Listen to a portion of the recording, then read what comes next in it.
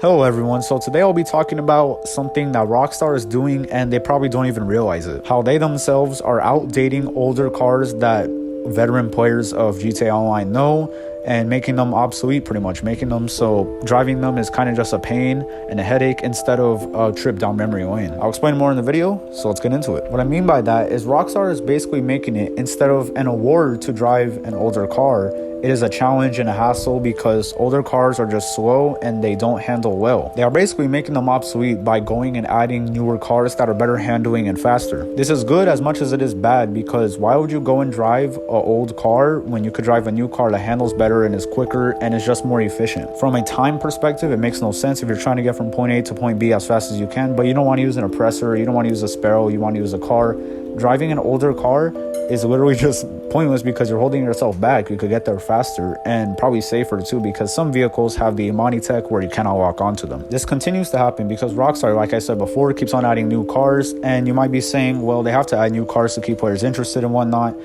And, you know, what can we really do about it? Well, here I am proposing some changes. The first one I will propose is adding HSW to older cars. They've already done this before. They've added HSW to the Banshee 900R and the Sentinel. That's just off the top of my head, but there are a few others as well. Now, I'm not saying they have to go and add HSW to all the old cars, because that would just be kind of stupid at that point.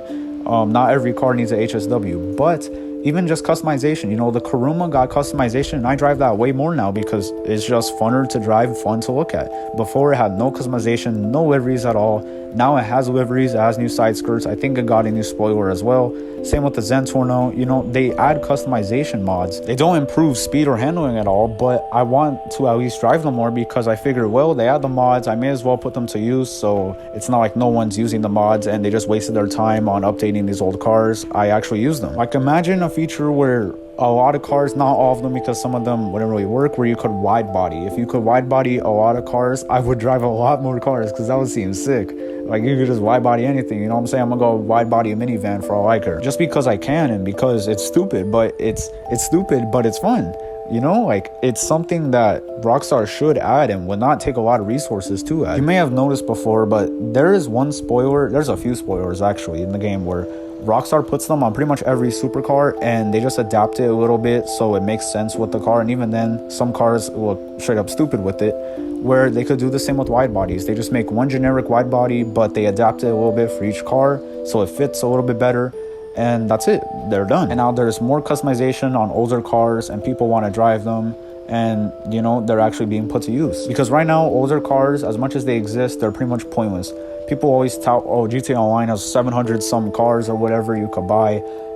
You know how much of those are NPC cars? I would say like about a quarter of them are NPC cars, and no one drives them because they're pointless and they're slow and have no customization. A lot of cars do not have customization. Yeah, you can find off the streets. A lot of them you can't customize that much. Maybe a spoiler, a skirt, and that's it. And this is only customization I'm talking about. If Rockstar were to improve, like I said, speed and handling on a lot of cars, this would only increase the attention that these cars get. I think another cool thing to add too, I mean, Rockstar likes to seem to add trophies. I mean, every heist pretty much has a bunch of trophies you can get from it.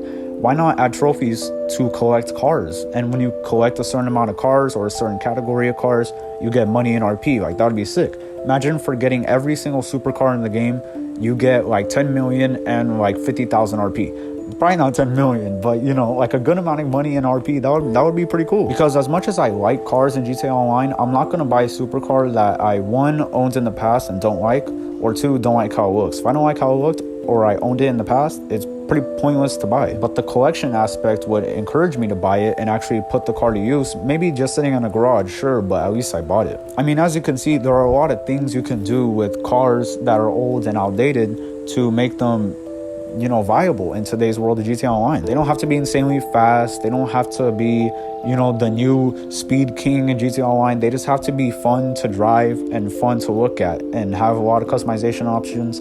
I think that's what Forza does really well. Forza has so much customization options, and even then, Forza gets topped by Need for Speed. And, like, you know, there are just so much things GTA Online can do to clap both of these, but they just don't. It really is unfortunate. And as much as I want this to come true, and this is why I'm making this video, it probably won't. Rockstar's hands are too full right now making GTA 6 and trying to get even some updates out to GTA 5 Online. You know, their hands are really full. Their eggs are all in one basket, in the GTA 6 basket. They don't have time to go back and, you know, add stuff to cars, even though, like I said, this wouldn't take a lot of effort. Rockstar just probably won't do it. I will say, though, there is a glimmer of hope, because recently they updated the license plate creator, and I actually made a video talking about how the license plate creator was basically old and outdated, and they're just going to leave it and not update it. Well, guess what? I ate my own words. Rockstar updated it, and they didn't have to do that. No one was asking them to really do that. I mean, some people might have been, but it's not like a outrage where the whole player base is complaining about the license plate creator, and they still did it, probably because it didn't take a lot of time. But you know, the customization to add to old cars would not take a lot of time either, so maybe there is some hope that they would customize and make these cars, you know, drivable and viable again. But you truly never know with Rockstar. One day they're heading this direction, one day they're heading that direction. You just have to hope they're heading the right direction. Thank you for watching, and have a good day.